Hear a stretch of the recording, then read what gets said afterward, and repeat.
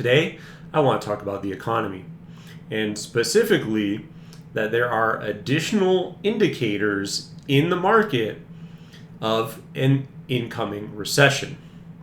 So what I want to do is I want to hop into a Breaking Points video, take a look at what those indicators are, and then provide some of my feedback to that as well. Turning now to the economy, we've been trying to stick to this as much as we can. The two-tiered economy, where people, yes, the S&P 500, record high just yesterday. Gold, record high. So if you have some of those assets, you're doing well. But beneath the surface and behind the scenes, a lot of stuff happening for people who are making less than $100,000. Let's go and put this up here on the screen. Lower-income Americans are missing car payments. So more Americans are struggling to make monthly car loan payments, a sign that the lower-income consumers are under growing financial pressure. The share of subprime auto loans that are 60 days or more past has nearly a high of 6.5% and has lingered near that level. Repos have swelled. More drivers are trading in vehicles that are worth less than they owe, meaning that they're upside down. And lenders such as CarMax and Ally Financial have warned investors about auto loan performance. Quote, despite stubborn inflation and punishing tariffs, the U.S. economy on its surface appeared to hold up relatively well. The stock market has climbed. Company executives, for the most part, remain upbeat, and consumers overall are still spending, but it's largely those top 10% consumers, which are the weakness is that the auto market. And just on that breakdown for the auto loans, right? I think the big issue with that is, vehicle prices are just kind of insane. Like, I purchased a new vehicle recently, fairly modest, right? A Toyota, but it was like $50,000 rounding up. And like, do we not remember the days when like a Toyota was like 20 something? And then of course, the other thing too is with that, anytime you're purchasing a car for a fair amount of money, if you're not paying it down aggressively, yeah, you can get in, and this is what you're saying with being upside down on the loan on it. If you're doing it, you drive it off the lot, it loses 10% plus immediately, like the second you drive it off the lot. And so, yeah, of course, unless you're keeping up with it, yeah, the depreciation of the value of that asset is going to go down pretty rapidly. And that's why most people, I think it makes sense that, yeah, you buy a used car. Because when you buy a used car, well, then that's not going to be, A, the price isn't so high, right? But then B, the depreciation of it, it doesn't matter as much, right? Because it's not going to take a 10% hit the second that you set foot in it. So it is fairly concerning when you're looking at it that way. Because the other thing about this too is that with people missing car payments, well then that is like the thing that is necessary to get around in the United States. Because if you don't have one, I mean, there's no real alternative. That's the thing. Like if you live in any sort of moderately suburban city, the buses take forever. Like, do you want to spend 3 hours getting to and from work? Like, that's not sustainable. And then the other issue is, even if that exists, right, some sort of poor public transportation, if that doesn't exist, any other option is drastically more expensive. So I knew someone who would take an Uber to work every single day because they weren't able to have their own vehicle. And so that is like hours of your work are probably, especially nowadays, being eaten up by just the cost of going to and from work. Like, you can't afford to pay for much else other than that and your baseline expenses. And so, yeah, this is just one of many indicators, but it is one that I think is like the final red line, like the biggest this is not good indicator. Because as I've covered before, there's already the credit rating drop, largest since the Great Depression. There's a lot of indicators in this, and this is just the most recent one, and I think probably one of the most troubling ones. Because once again, in most places, you need to have a car. It is just undebatable. There's no other option for you. And it is very troubling that this is the situation that we're finding ourselves in. Is one of the clearest indications that lower and middle class income families could be starting to buckle because many Americans need cars to get around. Auto loan delinquency is a telling gauge of financial hardship. That's actually a good proxy, right? It's like one of the last things that you're going to go bust on is repossessions. I'm not sure I'm not the only one, but videos of repo men literally go viral all the time. And it does feel, maybe it's algorithmic, I'm not sure, my own personal bias, but I do certainly see. I think it is algorithmic because I have literally never seen a video of this in my feed. So, and again, I'm not searching for all sorts of things, but specifically on the vehicle repossession, I try to keep my feed more comical because that's just what I think the best use of social media is. But yeah, I think in this situation it probably is his feed and not so much that it's just broadly out there. That is a very strange and oddly specific thing to see regularly, though. Them go everywhere. And I think you combine that with some of the other stuff, particularly with the segment we're going to do later on with David Dayen. The real risk to our economy right now, Ryan, is that, if you're already making less than 100,000, like you're basically not bust, but you're really struggling.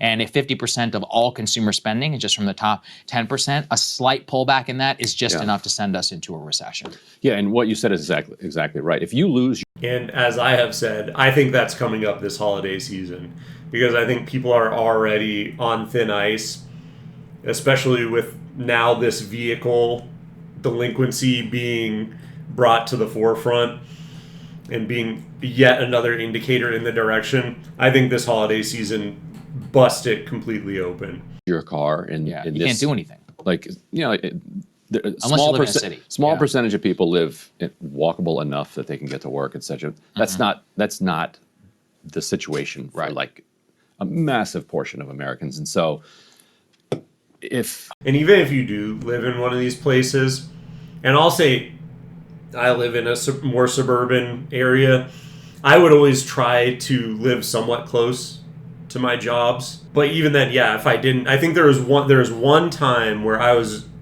was like right out of college in my first job where my vehicle was breaking down and I had a bunch of expenses and I literally could not deal with any of them, and I had to bike to work. And even, it was maybe 10 miles or so, it was just a rough estimate. But even with that, doing that, it took so long. And then especially in the winter, like the sun would start going down, and then, do I get home before the sun is down? And then also going into work, you're sweaty and showing up. And luckily I had my own office and I didn't really have to go to meetings with anyone or anything. But like, imagine if you're in a large office and like you come in and you're sweating and you have to actually like dress up. And it just seems like a nightmare to me. Like, not an ideal situation whatsoever. But that is the thing is, even if you can get by in a place with like transportation, and especially public transportation, just takes so long. Like, how much of your day are you wasting trying to get into work? And how much money are you spending? And the whole thing is just a nightmare in my opinion. So cars are pretty much essential in almost anywhere you live. And it's just, it's not a good sign when you're seeing this. So when you start struggling, your rent is the thing you stop paying first, maybe because it's much harder to get evicted. And then your credit card, your student loans, definitely you're not paying those. What are they going to do? Take your degree back? Eventually, but you keep paying the things that you need, and you need your car. And then when you stop paying for that, then now you're dodging the repo man. Yeah. And if you lose your car, then you're bumming rides to work. You might lose your job. It's a very downward spiral. That's why the bean counters look at this number, because through all of that pain and suffering is an economic indicator, which is that if people are falling behind on their car payments, that means everything else is going really badly. That's exactly right. There's another metric I track very closely. Let's go ahead and put here up on the screen. When I saw this, I said, sell everything, because this is the biggest indicator of impending economic disaster. The number of people who registered to take the LSAT in September 2024 was 18,811. The number of people who registered to take it in September 2025 is 32,170. So let's explain, shall we? What it is that anybody who is my age is just old enough to remember this, is back in the Great Recession. I mean, you lived through this, Ryan. You were entering the job market at that time. If you entered the job market between 2009 and 2012, you were dead, right? You're basically entering one of the worst wage job markets of all time. So what a lot of people did, especially those who graduated, let's say in 2009, is they said, okay, screw it. I'm just gonna have to go to law school. I'm gonna have to business school. Yes, I'm gonna have to leverage myself with some debt, but hopefully things will have cleaned up. I'll have gained a credential. And just a personal anecdote, yeah, it was rough, because I was kind of looking during that time, and for a while it took some time to be able to actually find something. It was like right around that time, and so 100%, yeah, it was rough, and I can understand why someone would stay in, but at the same time, I will point out that may not even be the best move anymore. Because with AI, there's going to be a lot of reckoning that's going to be had, and especially at the low end, right? Any sort of analyst job, anything like this, where it's very easily replaceable by an AI, like lower level legal positions. It may not be the sure thing that these students are thinking it is going to be. So, just word of warning on there. And especially with literally 100% increase in applicants, there's going to be a lot more competition as well. And do you know that you actually have something waiting for you when you graduate? I'm not certain that's a bet I would want to make at this point in time. In the meantime, it's kind of a stopgap measure for a lot of people. It's nice if you can afford it, but it's definitely bad if you're taking out hundreds of thousands of dollars in loans. Just to add to that, and then you go on. Let's say you graduated in 2005. You've been working for 2-3 years. Right, you just got laid off, and you're staring at now years of unemployment. Like there was this whole thing back then, what they called the 99ers, people who would exhaust 99 weeks of unemployment. And so you're like, well, I could sit around and just suffer, because like there's not, it's an extraordinary amount of suffering. Yes. To be looking for work. It's an assault on your dignity as well as your finances. That's true. And the other thing too that I think people don't realize, and I can just tell you because I've been laid off a crazy amount of times. The issue with it is that it's also a full-time job. So like, I joke around right now that it's like, oh, I'm a caregiver to my daughter, so that's one full-time job I have. I am making YouTube videos regularly, that's another full-time job, and then I'm applying for jobs. So it's like I have 3 full-time jobs. Like, that's the thing, is it just takes up an immense amount of time, because for each application, especially if you want to do it right, you go in, you have to tailor your resume ideally to that position. If you want to write a cover letter, if you have to go in, if they have, depending on how their application is, if you have to fill out every single thing, or if they just want it. The nice thing is now a lot of them do allow you to just submit your resume, what's your basic information that we're going to ask you to fill in, and then we'll go from there. But especially back at this time, right, where they're talking in like the 2000s, like 2009, 2008, 2000, whatever, that point in time, they didn't have recruitment tools where it would pull from your resume. Like you had to actually go in and fill out each and every single position that you had. So yeah, it was a much larger time investment to actually do this kind of stuff. So it was very painful. And then, yeah, the other thing is, and once again, speaking from being on the other side of the table, people can treat you differently when you are unemployed and or looking or whatever, right?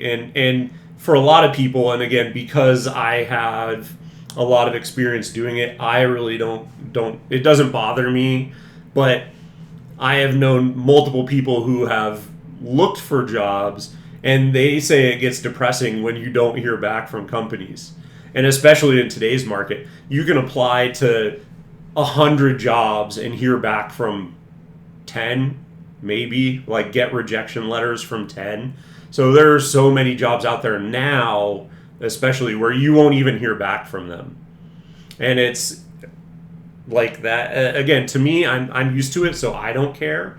But for someone else, yeah, they can get really, dejected about it, and it could actually affect their mental state, which is, I mean, it's tough. Yeah, it's not good from all positions, and I think for a lot of people who kind of identify as, hey, my job is who I am, and what I do is, that's the person that I am. For those types of people especially, I think it is incredibly disruptive and harmful to their own personal feelings about who they are and what they're doing and the direction of their life. And so you're like, well, if I'm going to be sitting around for 3 years anyway, might as well at least try to come out with a credential that can make me more employable down the line. Yeah, and actually what we saw is that the number of people who took the LSAT actually dropped after the economy started to get better. So It is one of those like very good indications about how people are doing. And eventually, as the economy got better, so let's say to 2012, it fell even more precipitously. But the fact that it has such a large spike is genuinely one of those like 2009, it's the exact same thing. I'm looking right here at the statistics, substantial jump of some 20 to 40% in law school applications just in the 2009 to 2010 school year. So this is the same number if you look at what that is, almost double actually. So very similar metric. It just goes to show you at the lower level of the job market, there is a crushing feeling of this isn't going to get better, and so I might as well just take out some debt and deal with it. I will also add though, this may be one of the worst times to do it because not only do we have AI, which is on the horizon, but also, for people who are out there, please pay very attention to the law. So there's something called a Grad Plus loan. Are you aware of what that is? Yeah. Right. So 50,000 previously, cap now. Exactly. So previously, this Grad Plus loan was one of the most used student loan federal programs for medical students and for law students. Now, the United States Congress in their recent legislation has capped that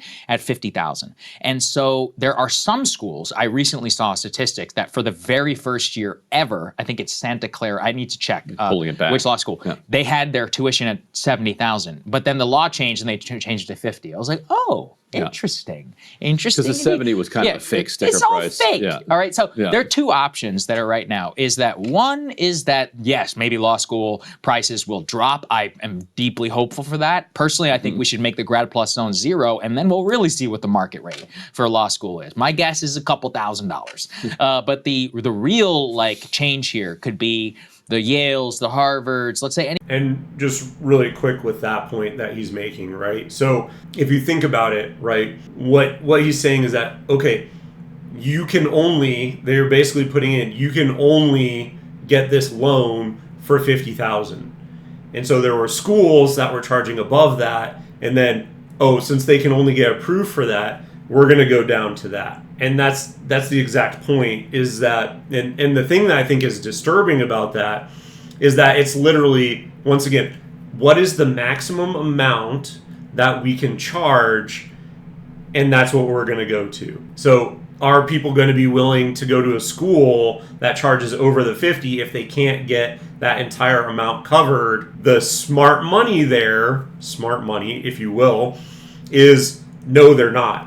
So what do? What is the actual value, right? What is the actual value of the education, and what, if you didn't have a blank check to write to them and take out the biggest loan possible, what is the actual value that you think you're going to receive from this degree? That's essentially what the question boils down to. And the thing is, when it's free money, well, then you're much more willing to go out and essentially obtain this loan because it's an abstract number. But when it comes down to, I have to actually pay for this, well, then what is the actual value that I think I'm getting from this? People are much more critical of the money that they're going to be spending on these degrees when it's not just like it's a low interest rate loan that I can pay back and it has such a long term that it doesn't really matter. And they're not thinking about the terms of like, okay, I'm actually accountable. When you're accountable for that money and you need to pay it back with either a higher rate, right? And then especially for doctors and lawyers, right? These should be more intelligent people. So they should ideally understand, hey, I'm not going to take out this amount if I'm going to have to pay more, right? If I can qualify for this lower rate loan, then absolutely. But if not, then this no longer is an equation that makes sense for me.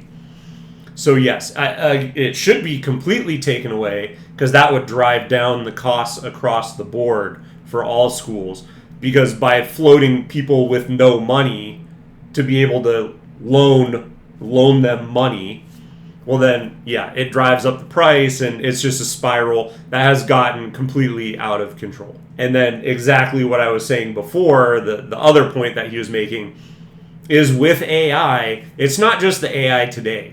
It's you're going into law school, and what will AI look like when you get out of law school? That's the thing I would keep in mind. And that's the thing that's very scary when you're looking at trying to make the decision of, is law school going to pay off in the long run? In a T15, top 25 law school, any of those, they're not going to change. People are going to get leverage no matter what, whether it's Grad Plus or not. That's where I get scared, for people is that they'll not only even have access to the Grad Plus loan, they have to get a private loan. Private loan's going to have a, usurious interest rate right now. And you could really get stuck in a deep hole. And you're basically banking on an entire career that works out when you have a technology environment right now where you just don't know. I mean, again, I'm not a lawyer. I know a lot.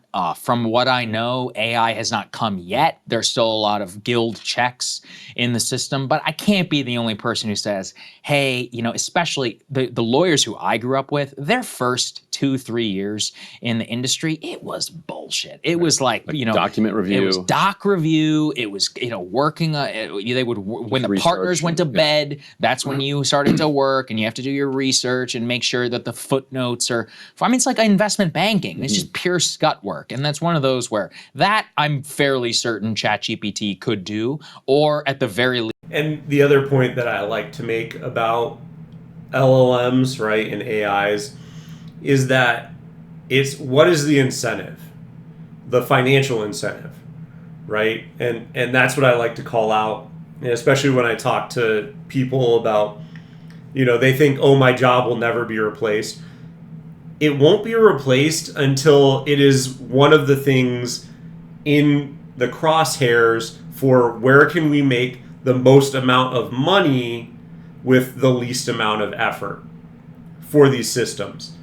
And I think lawyers, doctors, all these, kind of white collar jobs where it would be easier for an AI to crunch a bunch of data. I think these are very keen industries for disruption. And I think because, again, if you can have your AI lawyer and instead of paying, think about any market where you complain about how much money it costs to deal with or work with someone from that field. Like think about, I had to sue someone for something. How much money it costs for a lawyer. Prime field for disruption. Because guess what? Now they're taking on, there's a lot of profit margin in that. And now these AI companies will be able to skim that. That's what they want to replace. They want to replace any career where there's a large profit margin. And lawyers, I think, is again, I think that's one of the top ones. They're already talking about AI doctors. Lawyer is right up there with it. And I think that's going to be one of the first ones. So again, I'm not completely in the know. I could be completely wrong about this, but if you're looking at going for an LSAT, very, very, very concerning the trends that are happening. And once again, if I was a betting man, lawyers are one of the first things that I would want to make a move at replacing if I was an AI company. At least you could use it to check your work and then come, but the workload is going to be much, much less. Right. So that's where I really start to worry, for some of these especially people. with the Docker view. Oh, yeah. I mean, like just that's being the able to scan definition it. of automated, right? Right. Yeah, exactly. Hopefully. And here's the other thing about that is it's not even that it's going to completely replace you, but even if it's a force multiplier where one, fresh graduate lawyer coming in can do the job of 5, right? 5 interns, 5 paralegals, 5 whatever. In that instance, then yes, absolutely very dangerous that, again, the competition is more, you get paid less. There's a lot of different pressures that AI can put on that career path that even if it doesn't completely automate out the entire profession, which I think is what they want to do, there's still a lot of downward pressure both on wages, so you're going to get paid less, and then competition in that there's going to be more people vying for less jobs because AI is going to be cheaper than hiring 5 people. You can have one person and then pay for access to an AI for document review. Again, just things to keep in mind because, again, I think all of the indicators are pointing in that way. That just is what makes sense to me. And if I was running an AI company, that's where I'm trying to disrupt. I mean, I don't put a value judgment on it. There are so many fake cases that seem to have been seeded into the world. I don't know if a Thomson Reuters or some other of these companies that you have to pay to get access to their cases are genuinely seeding the world with fake cases the way that hippies would put a spike in a tree. Interesting. Yeah. Something's going on that is putting in all of these made up, completely hallucinated cases that then AIs are then writing into their memos that they're writing, and judges are coming down hard on them, saying oh, this is clearly AI. You're sanctioned. You're fined. So at least you will need humans to read the AI briefs and then actually go and check the cases to see if it's not hallucinating. Well, you should be checking it anyways. I can't tell you. And that's essentially that's the point that I'm making is even if it doesn't completely replace, it very well could be a force multiplier and there's just less people with that job. So that's why I say it might not completely, at least not now, right? It might be a longer term play, but at the very least, it could be a much more competitive market. The number of times I'll use ChatGPT for research, and I'm like, wait, that's wrong. I mean, I know that that's wrong, right? It's one of those where, I think it might and then be, I'll say, hey, that's wrong. And they're like, oh, you're right. It is wrong. If you work at Thomson Reuters or one of these other places, reach out to me because. Oh, yeah, that would be a great story. And if I were them, I would do it. Oh, absolutely. Yeah, absolutely. Why not? Be like, protect your business. And Jetty versus Grimm is a powerful Supreme Court case. And you can put it somewhere where the AIs will crawl it, but nobody else can find it. Yeah. My dream is to get my name attached to a landmark case on marijuana. Enjetti versus the United States. Or Enjetti versus the state of Colorado. So my name can live forever. All right, let's go ahead and put this one up here on the screen. Rights. I need my Enjetti rights. Yeah, the Miranda rights, Enjetti rights. The Enjetti right to... There was actually a huge case here in Washington, D.C., where a woman sued her neighbor for smoking weed and won, actually, and won. She is my personal hero right now. Those are her. So the home sellers now rights. Outnumber buyers by more than 500,000. That is the largest gap ever recorded. So, yeah, things are scary. And the reason why this scares me is the price still has not adjusted, right? So even though the sellers are outnumbering the buyers, the law of elasticity would tell you that the price should come down. The price is not going down, all right? It's actually staying flat. And in some cases, in the big metro areas, they're going up, which I just... And here's what I'll say about this one, because I have called this out previously. This is the issue, is that the number go up. This is the entire issue with the United States. And I think there could be a very real value to us completely deflating everything back down to baseline, basically zero. Because here's the issue with this is, we as a nation, we've constantly, everything just ratchets up. You're used to seeing it go up, up, up, up, up constantly. You don't want it to go down. And so the problem with that is that, think about the shock. If you were to buy at the high, the high point, and then you're completely underwater on your house. And so the market in general is doing everything it can to prevent that from happening. And then also on top of that, I think there are some people who are trying to sell, but then they go, I have such a good interest rate on it that I can still just continue to sit on it and then rent it out as a short-term rental or something. And although, yeah, I'm not making money like I thought I would on it, it's breaking even, or I'm losing only a little bit. And so it wouldn't be the same as if I sold it for like a massive loss. So I think that is a component of it as well. And people just refuse, and understandably so, right? Like if I had to take a bitter pill of selling at a loss, well, then I'd say I'm not doing that. I'm just going to sit on it. I'll leave it out on the market for sale in hopes that someone is desperate enough to come up and buy it. But I'm not going to sell for a loss because my interest rate is so low. And when I go out and try and get another house, okay, I could afford it, but just the economics of it, like I'm not going to sell at a loss. And I think that's where a lot of people are who own houses now, is that they all refinance because the rates were so good, and they're not willing to walk away from it for anything less than what they think the value is, right? Whatever that stop value was, wherever it spiked up to. Well, I saw that it was worth $750,000, and I'm not gonna, they can't divorce themselves and understand that supply and demand dictates that the price should come down. That's what I'm selling it at, and I'm not gonna sell it for any less than that. I think when, push comes to shove eventually, and people have to sell it, then they may. But right now, yeah, people are just sitting on it, and they're willing to just continue sitting on the price that they think their house is worth, whether it's realistic or not. Don't understand. I don't know how it's possible, but there's something where I have said now this entire time, it feels like it has to crack, but it doesn't. And I think that's what scares me the most, is we've lived through these crazy times now since June of 2020. It's been 5 years, more than 5 years of an insane housing market. Doesn't sound that long, let's say if you're 60. If you're my age and you're 33, that's a long time. And before we go any further, I do want to bring this up because I think it's an interesting parallel, right?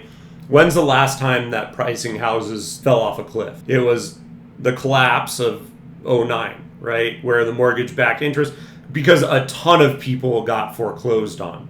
And I think the difference here is that people are able to continue affording their house.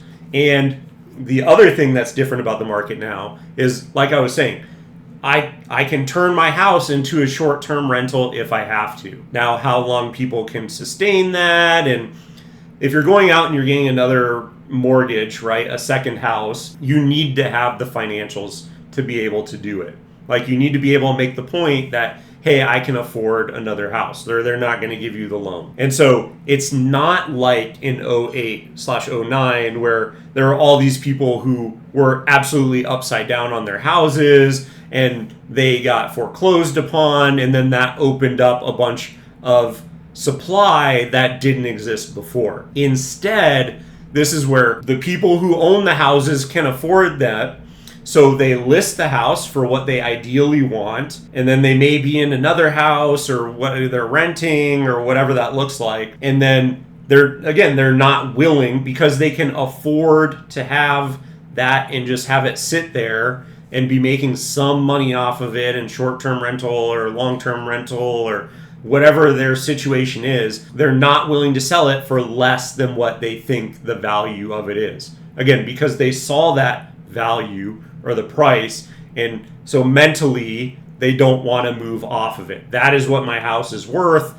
I'm not going to be dictated and forced to sell it. No one's forced to give it up. And that is what I think is the biggest difference between 2009 and now. Now, if there's some sort of pressure that, hey, people are starting to get foreclosed on or whatever the issue is, okay, then that might actually affect the housing prices.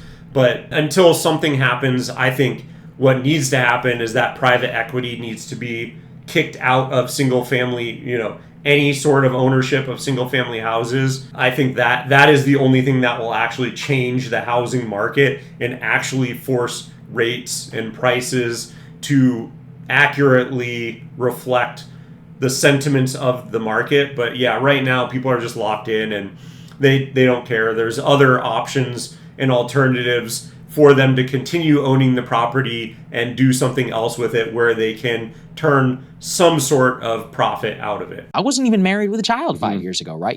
Your life can change Right. rapidly in 5 years. Let's say you're 28 years old. You're right around that time where you're like, yeah, I'm thinking about it. Oh, 7% interest rate, terrible housing market. I can't afford it. I don't have the savings. Let's say I'm either getting laid off or I'm not getting the raise that I thought I was going to get. Inflation is eating away at my bottom line. Those are the people I think about the most right now. And I think what you're looking at there is a standoff, and this is the reason that you're not seeing. And real quick on Sagar's point there, yeah, it's a huge issue because your life can change very rapidly like that. And I was lucky enough that my house, it has 4 bedrooms, and at the time that I purchased it, it was way more than I needed. Like one of the bedrooms literally sat empty for years.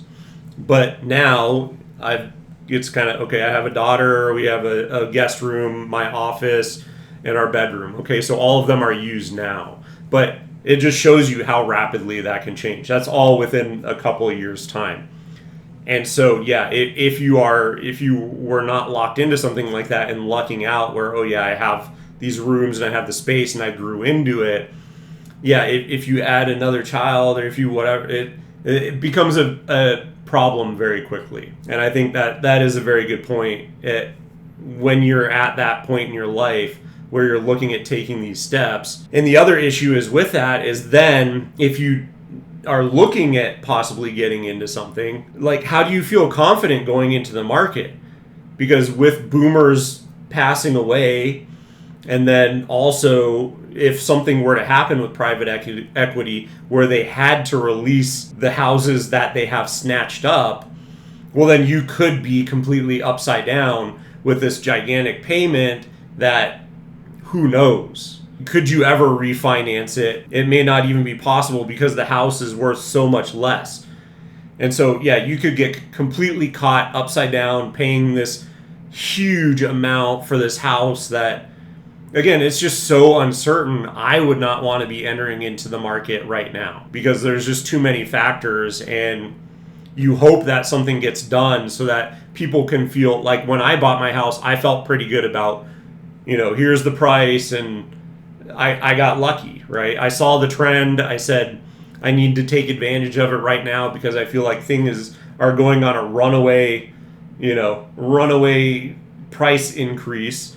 And so I need to, get into something before this happens. But yeah, purchasing right now, I would not feel confident whatsoever. The prices crash yet. You have most of those sellers there have some type of 3% interest rate Bingo. that they're Right. sitting on. And so their monthly payment Very low. is something that they can afford as long as they're staying employed. And so they can wait out the buyers. Buyers are looking at a 7-8% interest rate, which sends your monthly mortgage costs, absolutely through the roof, which changes the amount of house that you can then buy. So it literally doubles it. Like that's the math. So instead of paying $1,200, now you're paying $2,400, which is insane. Like for the exact same house. And yeah, exactly to the point I was making. The other thing too that hasn't been mentioned is the availability of putting your house on an Airbnb or VRBO or some sort of vacation rental. It is easier than ever to turn your house into something that can be rented out. And so even if you're not going to be living in it anymore, what is your actual, you're not hard forced to sell like you would have been in 2009. And or the fact that they were completely upside down and the house was being repossessed.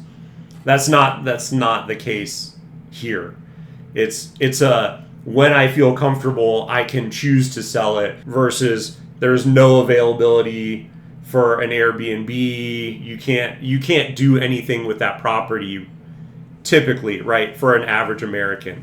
Whereas now, as an average American, you can very easily turn your property into a rental, or much more easily than in the past. If you're a seller and you're selling on your 3% mortgage, now when you go to buy a new home, you're going to have to take out this 8% loan. Right. So there's that huge gap. And so people are staring at that and saying, you know what? I need a lot more money to be able to get an equal house. And the person's like, well, why would I give you that much money when... No, I mean, it makes perfect sense. So it's two people just staring at each other. And I think the only way this breaks, I guess eventually the force of like economic decline could do it, because enough people just can't make their payments anymore. But really, interest rates have to move. Yes, that's right.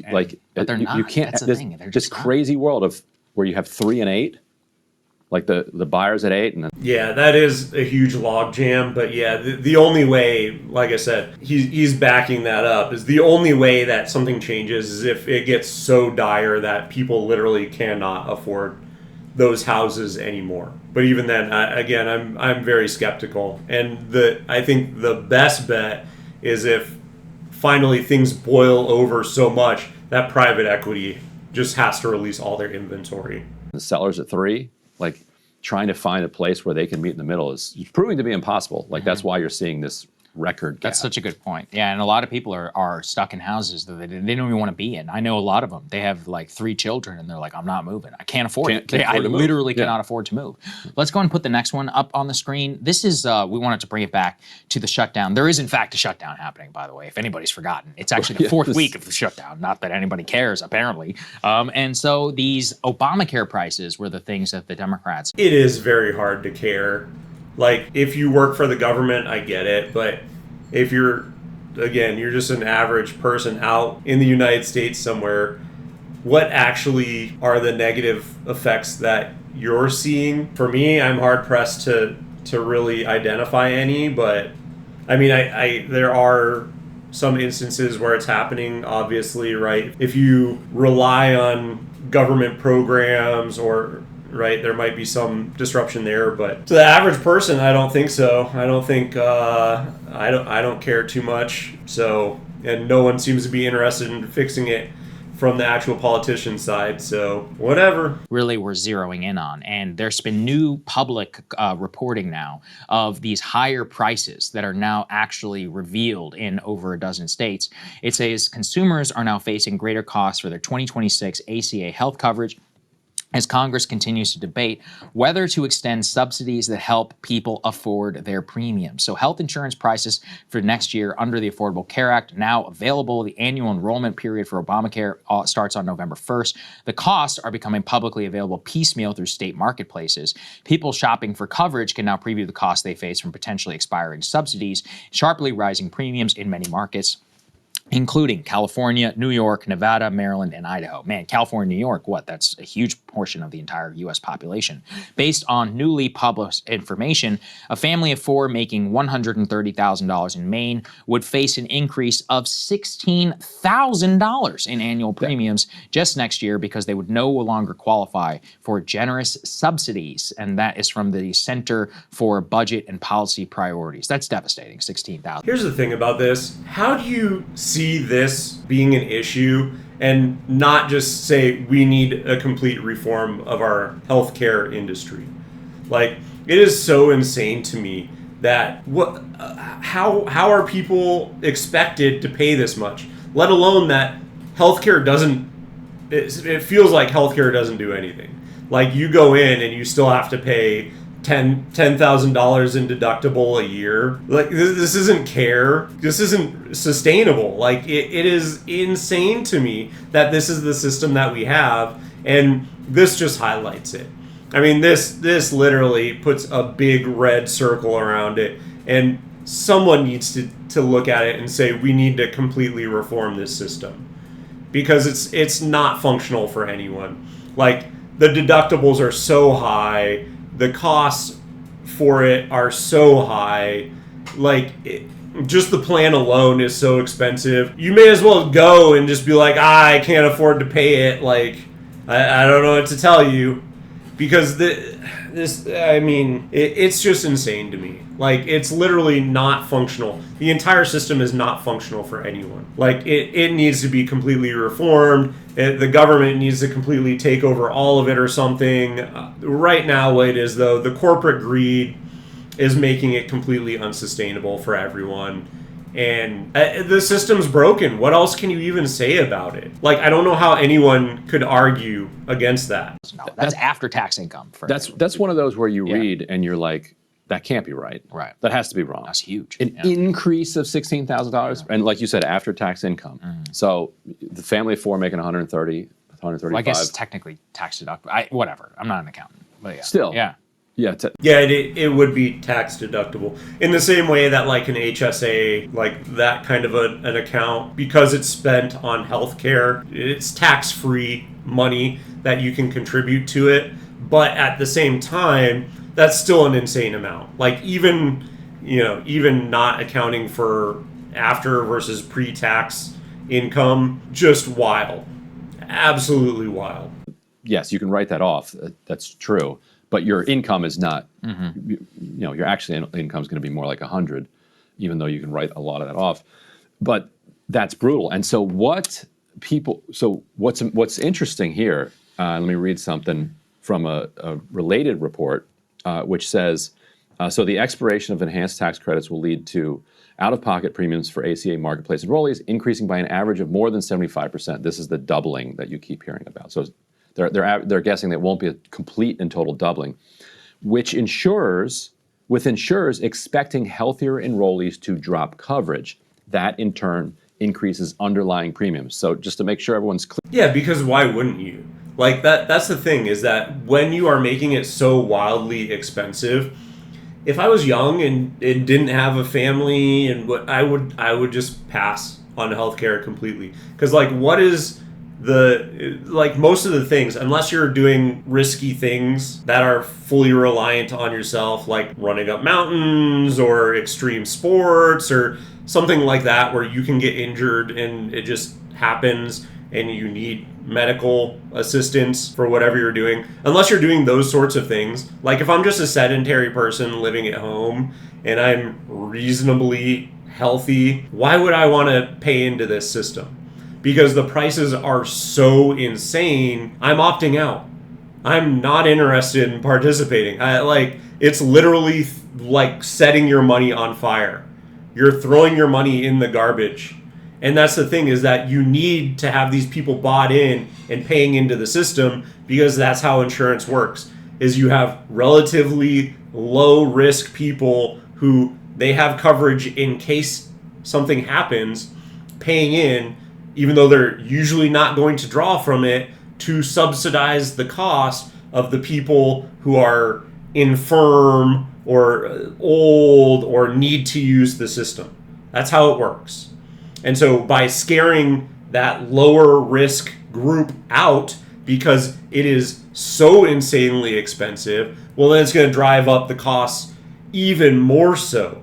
And again, it turns into then a death spiral that is irreconcilable, because then that just further drives up premiums. And so, yeah, it just is a totally unsustainable system, and this is only going to get worse and worse and worse. And my only hope is it becomes so cartoonish that some reform, finally someone's going to go, enough is enough. This is completely unsustainable. Clear on what's going on here.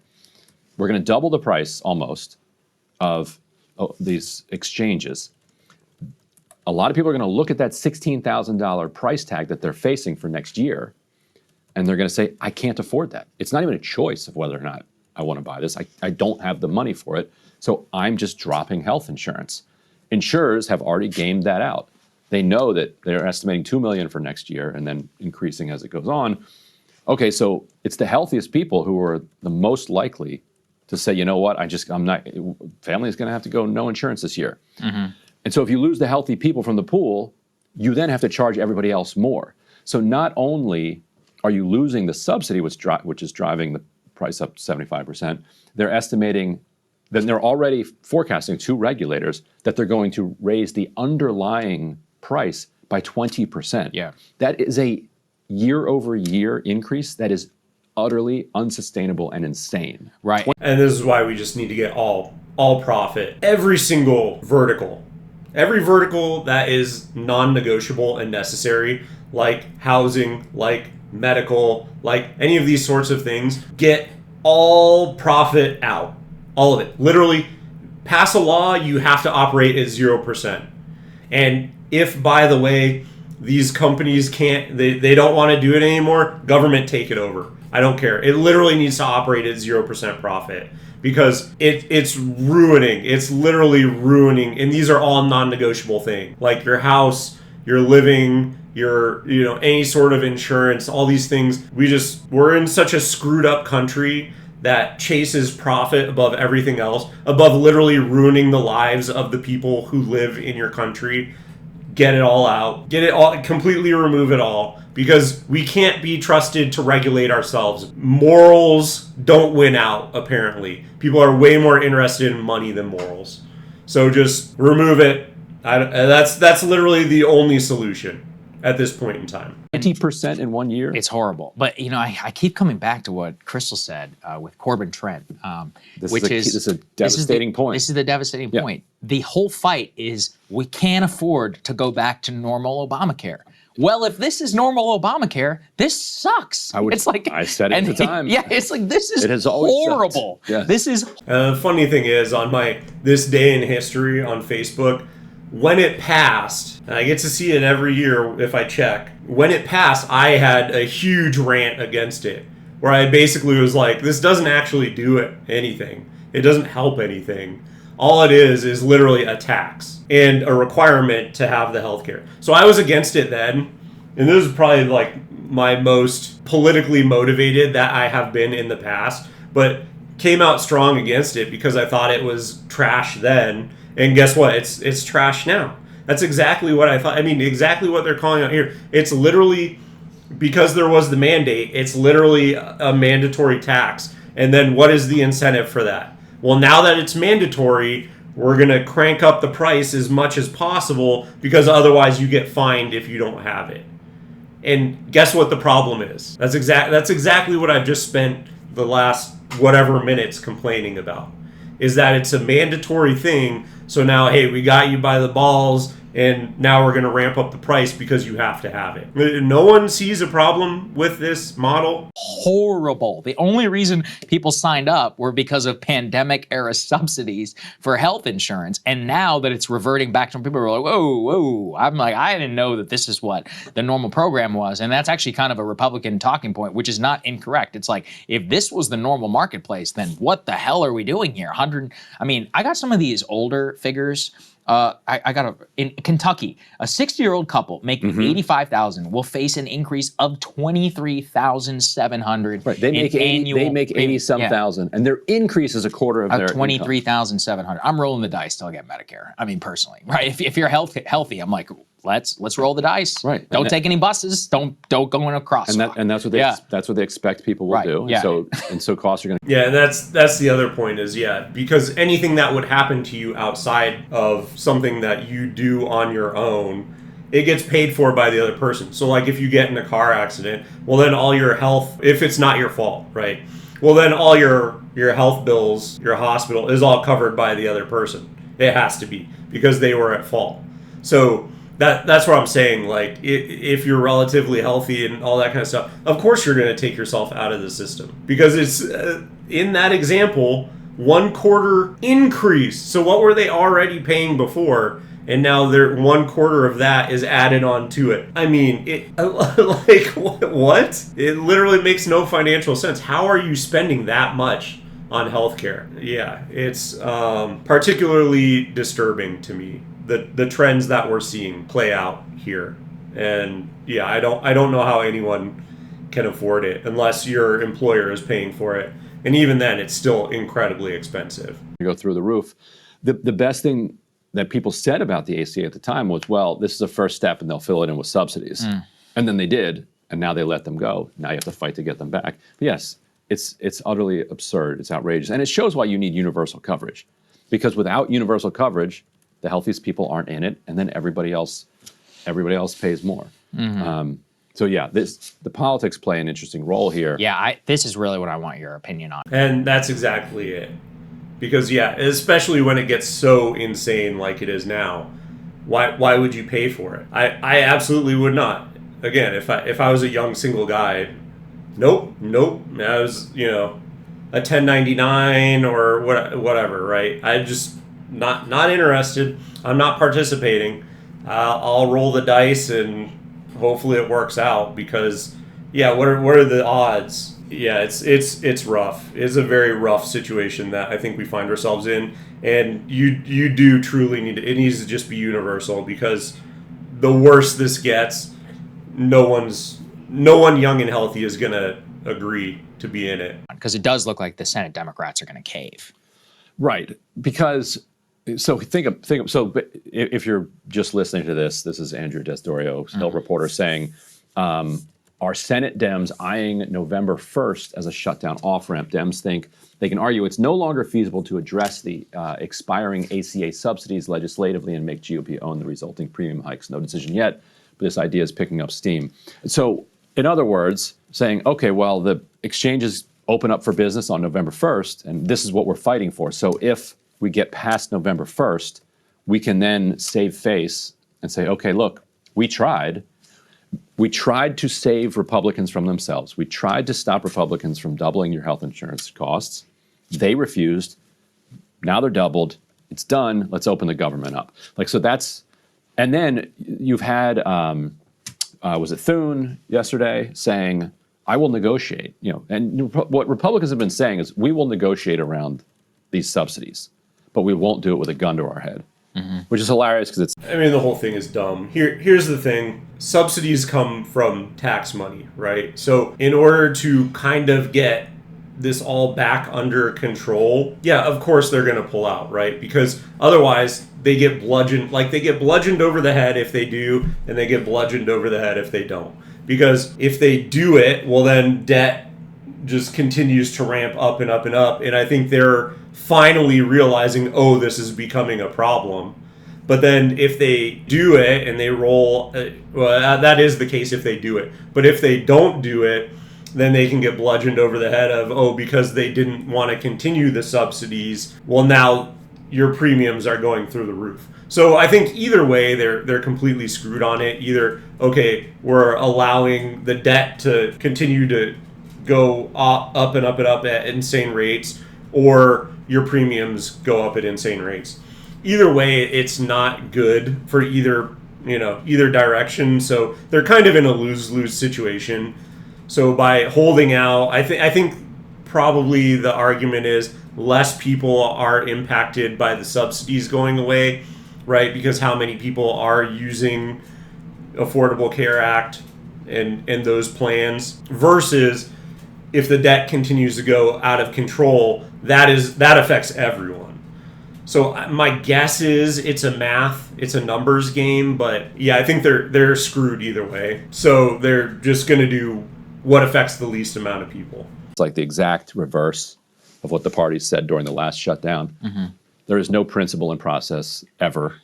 Don't if anybody claims that they believe in a process, they're lying. They don't. They just believe in outcomes. So in the previous case, it was Democrats who said, why can't you negotiate with the government open? Because Biden was president. Yes. Now it's Republicans saying, why can't you negotiate with the government open? Because Trump president. Because Trump is president. Right. And that's all that matters. So Democrats could say, all right, look, we tried. And also, from a cynical perspective, Schumer, I don't know about Schumer personally, but Democrats in general, they're personally, you know what? If Trump wants to hurt 20 million people and let the whole country know that he's doing it to them, Then let him do it. then let him do it, and we'll reap the political Yeah, but then rewards. why'd you shut the government down for a month? Because nobody would have known otherwise. They would have gotten their increase and been like, oh, this is terrible. But life sucks. Yeah. Now they can say, look, we told you Trump was doing this. We fought for you. Trump fights against you. That check you're writing, remember Donald Trump's name while you're writing it. So that's their theory. I could see it. It's just a little weak for me. It's like, if that's the political calculus, then keep the government shut down, okay? And the thing about that, though, is what does it actually matter for Trump?